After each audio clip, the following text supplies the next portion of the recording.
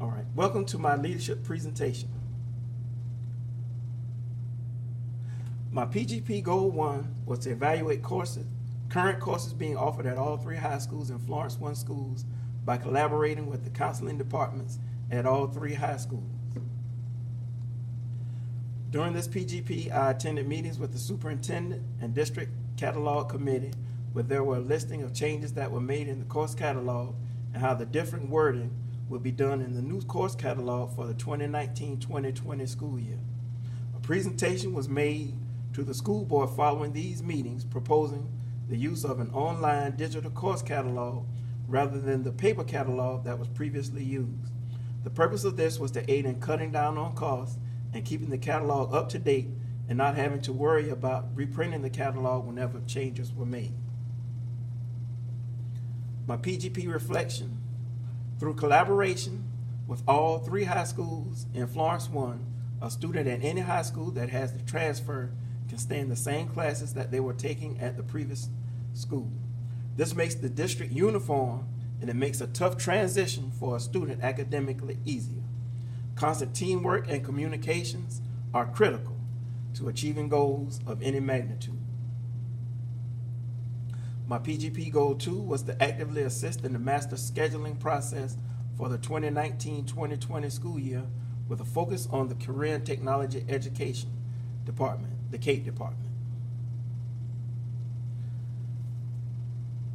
The results from this PGP was that I met constantly with the CATE staff, administration, and the database specialist, computer operator, in order to get the classes that would be offered at Wilson. Not only did we collaborate with each other, but the courses offered had to be aligned with courses being offered by the other two high schools within the district and offered in the district course catalog. Additionally, courses chosen had to fall within the different CATE majors in order for students to be able to complete a major. Prior to being finalized, the master schedule changes consistently. Personnel, student choice, and ability to offer the course are all taken into consideration. Not only should there be personnel within the building to teach the desired course, but the personnel should be qualified and trained to teach the courses being offered.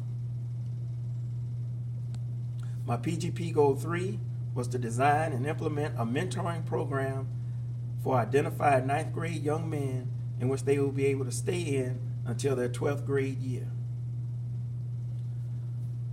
I worked with the Freshman Academy Administrator, guidance counselor, and Freshman Academy staff members to aid young men in the transition into high school.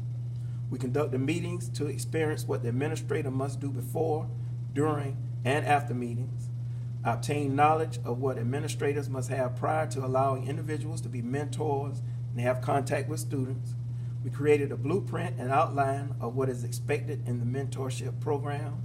We created a handbook to give to each new member outlining expectations of members and mentors, and created a pledge for both members and mentors to go by. Now, in order for any program to be successful in a school setting, a large amount of planning needs to take place. In planning for the My Brother's Keeper program, I was able to see exactly what an administrator must do prior to the implementation of a program of this sort. District guidelines must be adhered to, and since there are persons outside of the school being mentors, student safety must be placed at a premium. Furthermore, parental consent and teacher support is crucial to the success of any program such as this.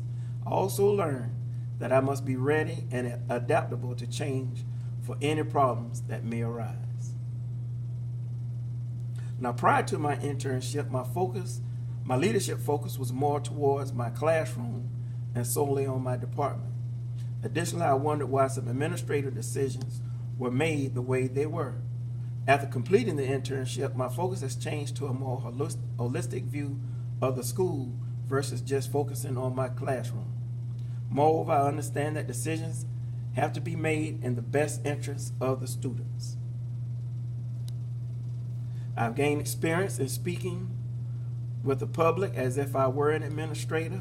I met with the superintendent and the district course catalog committee that covered ELCC 2.1 and PAD EPP 4.1.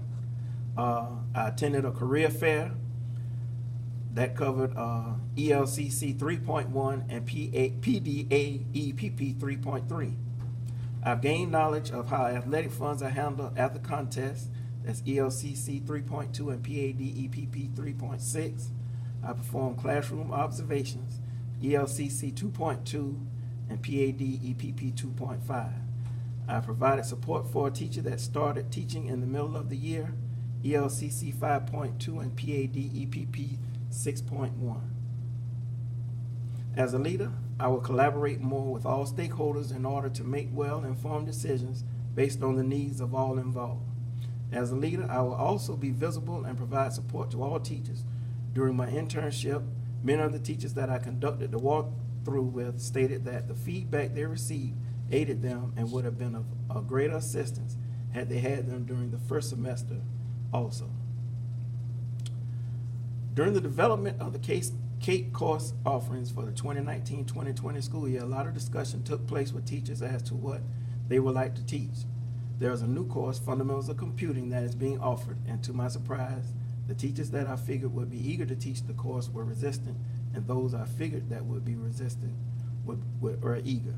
What was troubling to me is that a teacher that was most resistant has always been resistant, and I figured that eventually that they would change. As teachers, we are to have service in mind and the best interests of the student at heart. As leaders, we must be servant leaders.